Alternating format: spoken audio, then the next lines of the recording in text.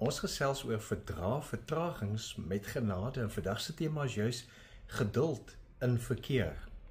Ons het die afgelope naweek vanuit 'n uiters besige verkeerssituasie gereis na die verre diep platteland vir 'n huweliksbevestiging.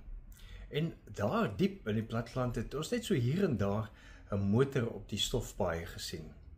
En dit het my weer laat terugdink aan die Bybelse tye, waar daar nie verkeer en wat uit motors bestaan en rooi ligte bestaan nie, maar verkeer was van stadige karavane, donkies, voetgangers wat paaie gedeel het.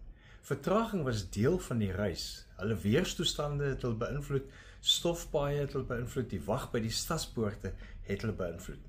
In hulle geval was geduld noodsaaklik om nie konflik te veroorsaak nie en om 'n gemeenskap se ritme te eerbiedig.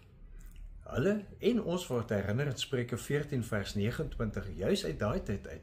'n geduldige mens is baie verstandig.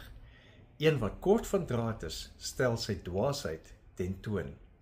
Nou vandag lyk ons konteks mos nou iets wat anders, maar die beginsel bly dieselfde. In ons dorpe en ons stede se oggendverkeer waar motors teen 'n slakkepas beweeg, taksies gereeld vir jou indruk en jou selfs amper van die pad druk en rooi ligte jou geduld toets, kan jy kies om al hoe aggressiewer en ongeduldiger te word, of jy kan kies om al hoe meer genade te beoefen.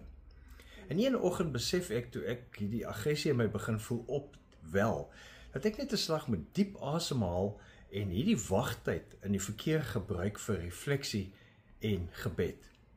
Ons sal mos wel by ons bestemming kom. En skielik verander 'n frustrerende oomblik in 'n geleentheid vir groei.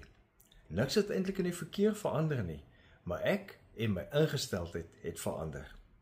Nou positiewe navorsing deur Schnittker wys dat sulke praktyke van geduldig wag jou stres verminder en jou emosionele veerkrag versterk. Dit beteken jy arriveer nie net rustiger by jou eindbestemming nie, maar jy is ook meer empaties met ander wat ook hulle eie uitdagings dra.